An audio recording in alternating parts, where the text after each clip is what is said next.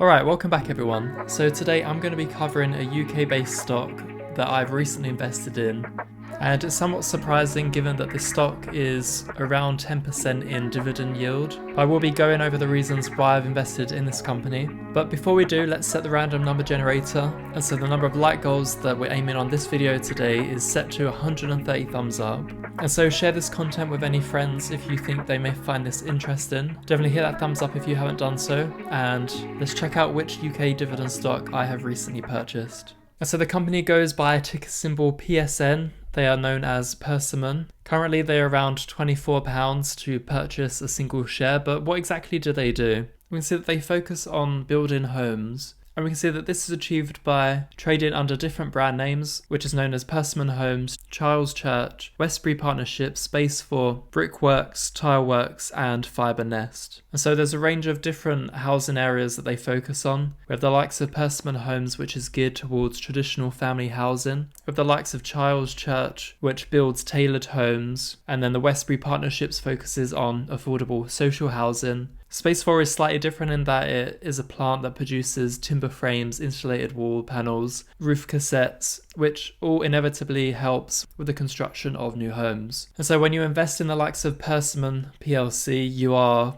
having exposure to a range of different housing sectors out there. The fundamental goal though is that they are producing homes that customers actually enjoy with a price that they can afford as well. Now just looking at some of the figures, back in 2020 over 13,000 homes were sold. That led to a revenue of 3.3 billion. They've also been donating money as well, so £740,000 have been provided to the over 70s community group. Now if we take a look at some of the stats for the PLC company, we can see that they're currently paying a dividend yield of over 10%. Their earnings per share is pretty incredible at £2. If you look at their market cap, currently it's 7.42 billion, and their revenue, check this out, 3.3 billion. So very rarely do we see a company that has such high revenues and is paying an extremely high dividend yield. I've always said in the past that when you see a company that is pushing 6% and above in terms of dividends, then you need to be skeptical. But looking at these figures and previous dates in terms of the graph format here, we can see that 2019-2020, it's still been profitable, with a profit margin of almost 20%. If we look at the quarterly dates, so Q2 of 2021, we can see that they had a revenue of 1.84 billion and a net income of 3.91 million. If we look at their balance sheet as well, total assets adding up to 4.62 billion. Their liabilities at 1.1 billion, so they have a debt to asset ratio of 23.9. Now even with the impressive figures for their net income, we do still always have the possibility that the dividend yield is somewhat reduced in the future. If we take a look at some of the historical dividend yields that were paid out, we can see that they range from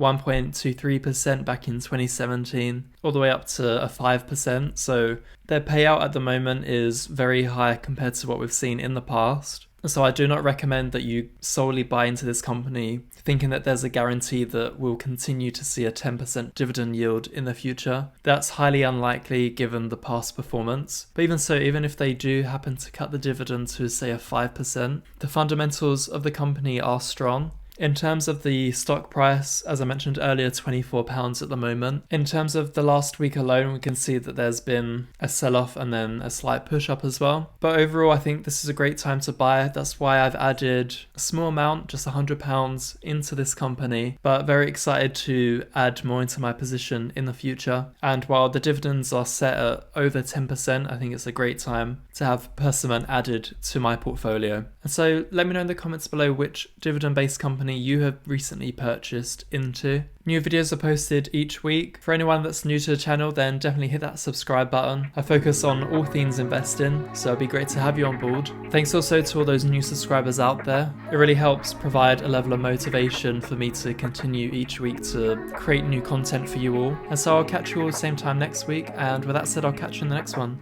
You know how to make me feel pretty.